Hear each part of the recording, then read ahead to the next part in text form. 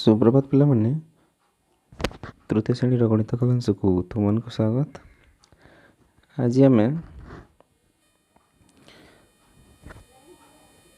रश्मि कौन जानिबा। तो देख माटे गोटे चित्र अंकन करिछि हैला। एही चित्र हेउची एक रश्मिर चित्र हैला। तो रश्मि क्या कहबा देख जो रेखा गोटे दिगरे असीम भाव में बढ़ी थाए ताको रश्मि कहा जाए। देख एठारे गोटे बिंदु अच्छी एवं ए बिंदुटी डाहाण पटरे बिंदुरु डाहाण पटरे एमती रेखा अंकन कराई रेखाटी एवं एठारे गोटे तीर चिन्ह अच्छी अर्थात ये डाहाण पटे ये असीम भाव में आहरी आगू बढ़ी जाई पारिबो। अर्थात एठार आरंभ होईची करू आरंभ होईची एवं ख दिगरे से असीम भाव में बढ़ी बढ़ी चली। तो यह होईची एक रश्मि हैला। देख रश्मिर आरंभ बिंदु थाए किंतु शेष बिंदु न थाए। अर्थात यही चित्रटी जो अच्छी करू आरंभ होईची हैला। अर्थात यह होईची आरंभ बिंदु हैला एवं यह ख दिगरे असीम भाव में बढ़ी बढ़ी जाइछि। अर्थात केउठी शेष हेबो हमकु जणा नाही। अर्थात ए दिगरे केते दूर जीव केते दूर रे शेष हेबो आमे जानि नाही। तेणु यार शेष बिंदु नाही हैला। शेष बिंदु नाही ठीक है।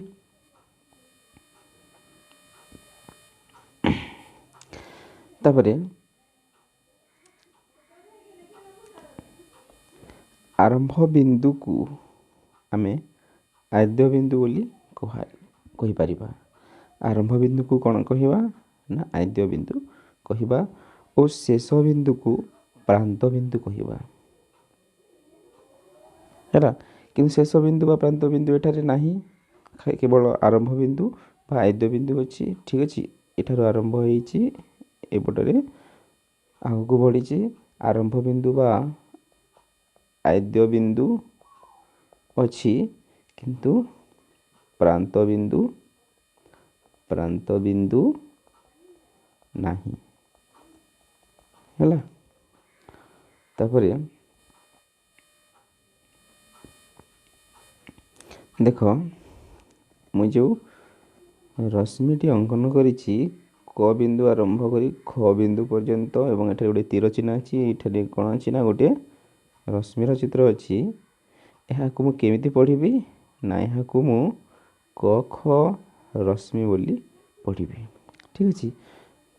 क ख एमती लिखिबी एवं ऊपरे एक छोट रश्मिर चिन्ह देबी एवं ताको केमिति पढ़िबी क ख रश्मि बोली पढ़िबी हैला।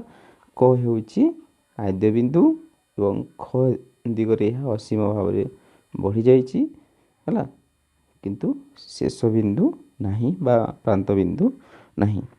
तो मैं रश्मि विषय जानिले रश्मि कौन तार आद्य बिंदु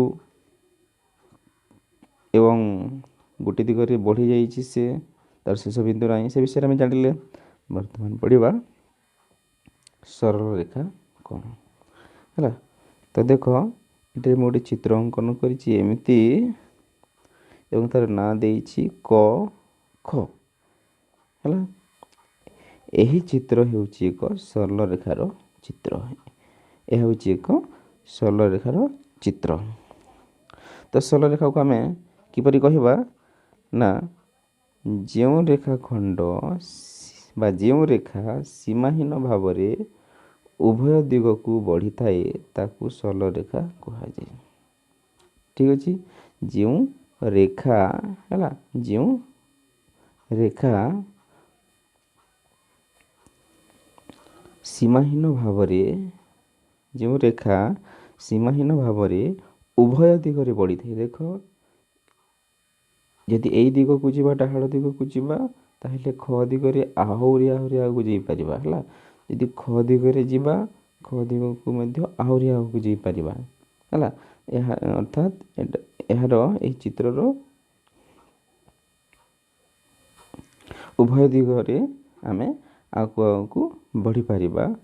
ଏହି ଚିତ୍ରକୁ ଆମେ ସରଳରେଖା ବୋଲି ଜାଣିବା। ତ ଏଠାରେ ଦେଖ, ନା ଏଠାରେ ଆରମ୍ଭ ବିନ୍ଦୁ ଅଛି ନା ଶେଷ ବିନ୍ଦୁ ଅଛି ହେଲା। କାହିଁକି ନା ଏପଟେ ଆଗକୁ ଯାଇପାରିବା, ଏପଟେ ମଧ୍ୟ ଆଗକୁ ଯାଇପାରିବା। ତ ଆମେ କହିପାରିବା ନା ସରଳରେଖାର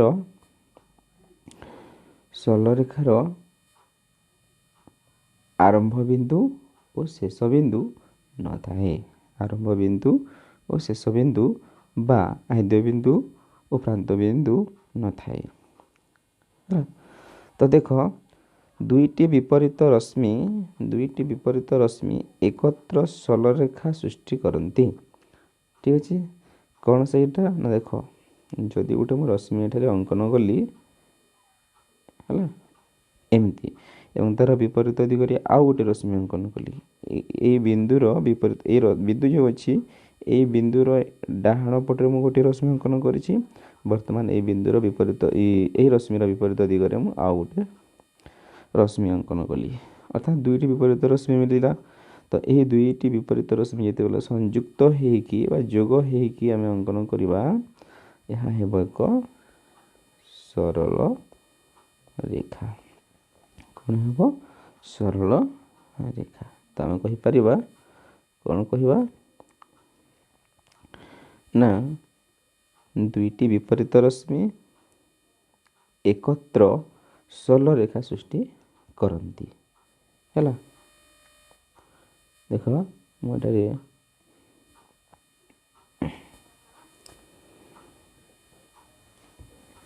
ଖ ରଶ୍ମି ଗୋଟେ ଅଙ୍କନ କରିଦେଇଛି ଏବଂ ଗ ଗୋଟେ ରଶ୍ମି ଅଙ୍କନ କରିଦେଇଛି। ଏଇ ଦୁଇ ରଶ୍ମିକୁ ମୁଁ କ'ଣ କରିଛି, ଏଇପଟେ ବିପରୀତ ହିସାବରେ ଯୋଡ଼ି ଦେଇଛି। ତ ମୁଁ ଏପରି ଯେଉଁ ଚିତ୍ର ପାଇଲି। ତାପରେ ଦେଖ, ଦୁଇଟି ବିନ୍ଦୁ ଦେଇ একটি ସରଳରେଖା ଅଙ୍କନ କରାଯାଇପାରିବ ହେଲା। ଆମେ ଗୋଟେ ଉଦାହରଣ ନେବା। ଦେଖ, ଏଠାରେ ମୁଁ ଗୋଟିଏ ବିନ୍ଦୁ ନେଇଛି କ ଏବଂ ଏଠାରେ ବିନ୍ଦୁ ନେଇଛି ଖ। ଯଦି ଏଇ ଦୁଇ ବିନ୍ଦୁକୁ ମୁଁ ଯୋଗ କରିବି, ତ ମୁଁ କେବଳ ଗୋଟିଏ ସରଳରେଖା ପାଇପାରିବି ହେଲା। ନା ଦୁଇଟି ବିନ୍ଦୁ, ଏହି ଦୁଇ ବିନ୍ଦୁକୁ ଯୋଗ କରିବି ଯଦି ମୁଁ, ଗୋଟିଏ ହିଁ କେବଳ ସରଳରେଖା ମିଳିବ ହେଲା।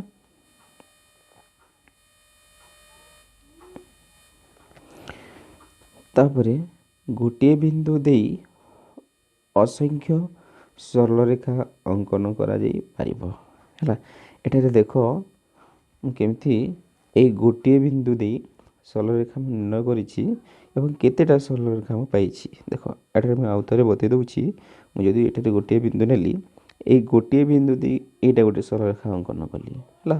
ତାପରେ ଏଇଟା ଗୋଟେ ସରଳରେଖା ହେଲା। ଏଇ ବିନ୍ଦୁ ଦେଇ ଏଇଟା ଗୋଟେ ସରଳରେଖା ହେଲା। ଏଇଟା ଗୋଟେ ସରଳରେଖା ହେଲା। ଏଇଟା ଗୋଟେ ସରଳରେଖା। ଅର୍ଥାତ୍ ଏହିପରି ଭାବରେ ମୁଁ ଅନେକ ଗୁଡ଼ିଏ ସରଳରେଖା ଅଙ୍କନ କରିପାରିବି।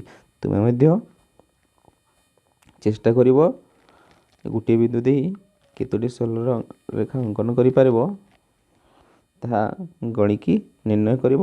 ଦେଖିବ ନିଶ୍ଚିତ ଭାବରେ ଏହି ଗୋଟିଏ ବିନ୍ଦୁ ଦେଇ ଅନେକ ଗୁଡ଼ିଏ ସରଳରେଖା ଅଙ୍କନ କରିପାରିବ। ତ ଆମେ କହିବା, ଗୋଟିଏ ବିନ୍ଦୁ ଦେଇ ଅସଂଖ୍ୟ ସରଳରେଖା ଅଙ୍କନ କରାଯାଇପାରିବ ହେଲା। ତାପରେ ଏକ ସରଳରେଖା ଅସଂଖ୍ୟ ବିନ୍ଦୁକୁ ନେଇ ଗଠିତ ହେଲା।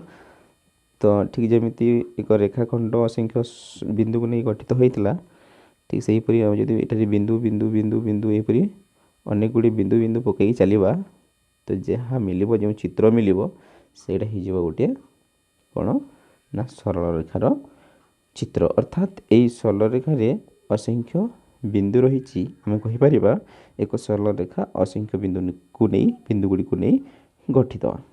तापर दुईटी विपरीत रश्मि गोटे बिंदु बाहरिले है सरल रेखा गठित हुए। तो ए बिंदु ए रश्मि बाहरिला है एवं तार विपरीत दिगरे ए बिंदु एटा गोटे रश्मि बाहरिला। तो जो विपरीत दिगरे गोटे गोटे रश्मि माने बाहरिले एवं जो चित्र गठन कले से चित्रटी होची एक सरल रेखार चित्र है। तो जानी पारिलो पिला माने तुम रश्मि विषय किसी जानिल तापर सरल रेखा विषय किसी जानिल है। तो आशा करुछि तुम मैंने बिंदु रश्मि रेखाखंड सरल रेखा विषय रे किछि किछि धारणा पाइथिबो। तुम गणित खातारे सबू लिखिबो एवं पढ़िबो। एतिକି ରହୁଛି। धन्यवाद।